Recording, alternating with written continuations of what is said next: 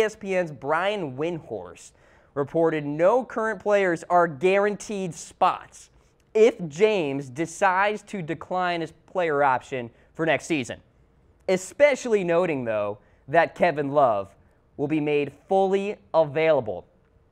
And he gets a lot of flack, perhaps as not being the sidekick that everybody thought he could be for LeBron James. And I still think he'll be a top target out there in free agency if he's released, which probably won't happen. But in the trade block for sure, Love totaled 15 points, 10 rebounds per game in the postseason, scoring at least 20 points in 3 of the 4 NBA Finals games, earned his second straight All-Star selection this past season. He's not cheap. That's the problem. He's owed over $24 million next season with a player option for the 2019-2020 campaign.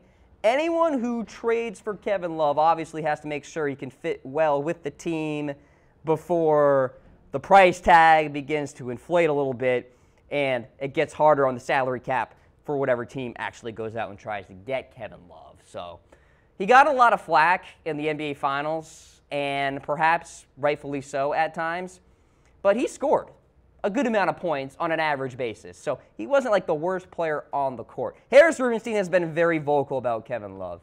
He's terrible. Got to attach a first to move him. You know what? Harris, I just read off the averages for this guy. Not all that bad.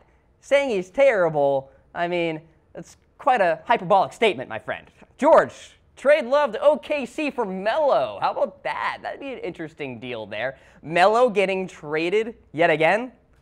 Who knows? Could certainly break some headlines across the NBA free agency period. Thanks, George, for watching the show today. Appreciate it. All right, let's get to the next headline here. A little note about the draft that's coming up. The Clippers may trade up for Luka Doncic. According to reports, they're interested in shifting on up to select Doncic out of Real Madrid, of course, point guard. The Clippers currently own the number 12 and 13 picks, and I guess in theory could package them with a player to move up inside the top 5. The Clippers have seen some big changes, as we know. The whole Chris Paul being traded thing and Blake Griffin moving on as well. That could continue if you want to talk about turnover with this franchise with DeAndre Jordan, who apparently could move on as well. If he declines his $24.1 million player option and tests free agency, I could see DeAndre Jordan go to the Houston Rockets. All right? So keep that in mind. There are reports out there that DeAndre has been in the ears of multiple Rockets players throughout the past season, expressing his longtime desire to go play basketball in his hometown. So Luka Doncic, by the way, in the 2017-2018 campaign, averaged 15 points per game, 5 assists per game.